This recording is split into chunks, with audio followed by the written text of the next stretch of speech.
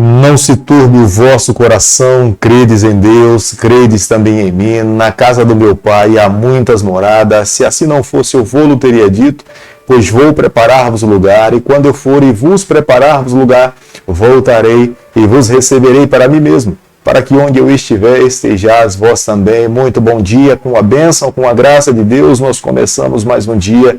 É bom começar um dia aos pés do Salvador, clamando por Ele, adorando a Ele com a sua palavra nas mãos, rendendo louvores ao Eterno.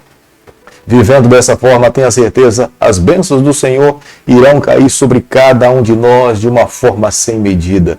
Todos os dias nesse canal nos comprometemos em estudar um capítulo da palavra do Senhor. E nessa manhã eu convido você a ter nas mãos a palavra de Deus no livro de Miqueias, capítulo 3, o versículo 1. Disse eu, ouvi agora vós, cabeças de Jacó, e vós, chefes da casa de Israel, não é a vós outros que pertence saber o juízo? Nós sabemos claramente, através da palavra de Deus, que Deus não tolera o pecado. Deus repudia o pecado. Mas quando se fala da vida de um líder, o líder deve ser um exemplo muito maior. Podemos ver claramente na história do povo de Deus, quando Moisés, liderando o povo do Senhor, e veio pelo deserto. Em vez de conversar com a rocha que representava a Deus, Moisés agrediu a rocha. Por essa razão, Moisés não pôde entrar na terra prometida. Claramente, Deus estava ensinando ali: os pecados de uma nação podem ser perdoados, mas o pecado de um líder tem um peso muito maior. Os líderes que vivem nos dias atuais precisam compreender essa grande verdade.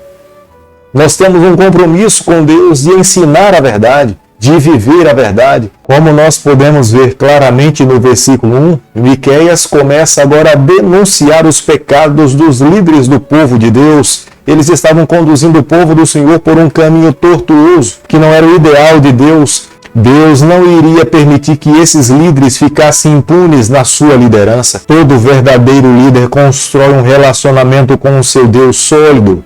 Ele não pode apenas buscar a Deus nos momentos em que ele precisa desse Deus, mas ele deve todo e qualquer momento construir um relacionamento sólido para andar ao lado do Senhor, como Moisés o fez. Quando Moisés entrava na tenda, Deus descia sob a nuvem.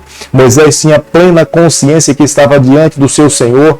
E quando saía da tenda, Moisés estava iluminando a presença de Deus na sua vida. Todo líder precisa construir com Deus um relacionamento sólido para que onde ele estiver, ele possa refletir o caráter e a pessoa do seu Deus. No versículo 2 e no versículo 3 do capítulo que nós estamos estudando nessa manhã, Deus aqui agora denunciava a postura dos líderes. Eram líderes que estavam dispostos a receber os elogios e ocupar funções, mas não estavam dispostos a contribuir com o seu povo para que eles vivessem em retidão. Havia um temor em pregar a verdade, havia um temor em ensinar o verdadeiro caminho. Eles ficavam com medo de não serem aceitos pelas pessoas, e com medo de ser aceito pelas pessoas, muitas vezes eles optavam em ficar calado, omitir a verdade para que pudesse ser aceito pela grande maioria. Nem todas as pessoas que abrem a sua boca falando que tem uma mensagem vinda de Deus, ela provém de Deus. Muitas vezes é o próprio líder que tem essa mensagem dentro do coração, mas não foi Deus que colocou ali. Toda a verdade, toda a mensagem precisa estar embasada na palavra do Senhor. Se um sermão, se um aconselhamento não está com base na palavra de Deus, ele deve ser repudiado, ele deve ser deixado de lado. Todo sermão, em algum momento, ele acaba incomodando os seus ouvintes. Um sermão que é pregado e que não incomoda os seus ouvintes, alguma coisa está errada com esse sermão. Miqueias capítulo 3, o versículo 5, a Bíblia diz o seguinte: assim diz o Senhor acerca dos profetas que fazem errar o meu povo e que clamam paz quando tenho que mastigar, mas apregoam guerra santa contra aqueles que nada lhe metem na boca.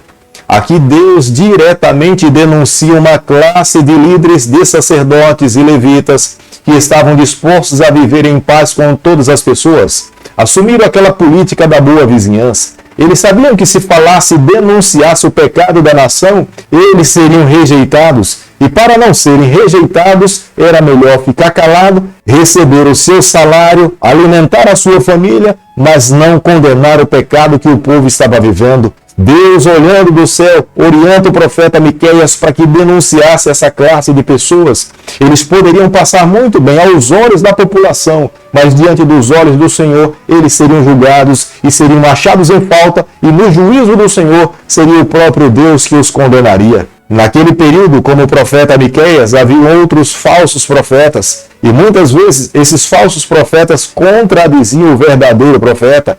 Os falsos profetas falavam que haveria paz, haveria tranquilidade, segurança, que o juízo de Deus não iria cair sobre a face dessa terra, mas o profeta Miqueias pregava um sermão completamente contrário desses falsos profetas. Deus condenava os falsos profetas, e era o próprio Deus que falava que no seu juízo seria o próprio Deus que iria condenar essa classe de líderes. Miqueias capítulo 3, o versículo 8, a Bíblia diz o seguinte: Eu, porém, estou cheio do poder do Espírito do Senhor, cheio de juízo e de força para declarar a Jacó a sua transgressão e a Israel o seu pecado.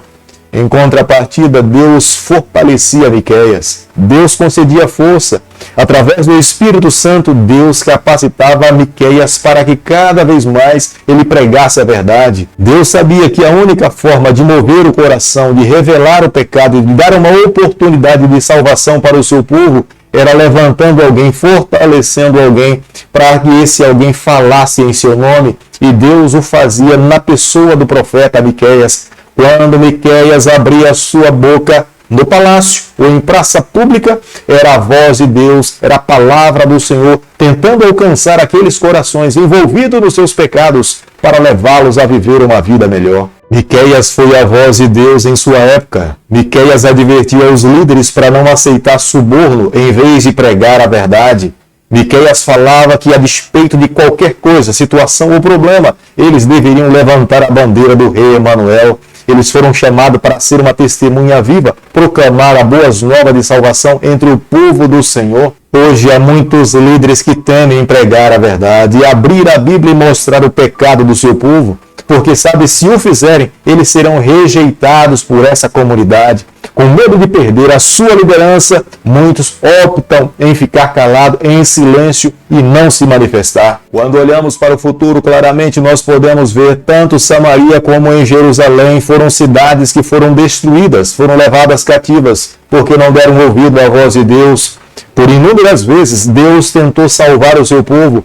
Aquele povo jamais poderia se desculpar dizendo que Deus não deu uma nova oportunidade de arrependimento ou de viver uma nova vida. Se eles estavam agora no cativeiro, é porque recusaram ouvir a voz de Deus, entregar a sua vida por completo nas mãos do Senhor. Querido amigo, nessa manhã, o capítulo que nós estamos estudando diretamente está voltado para os líderes. Nós não podemos usar a religião para ganhar a vida.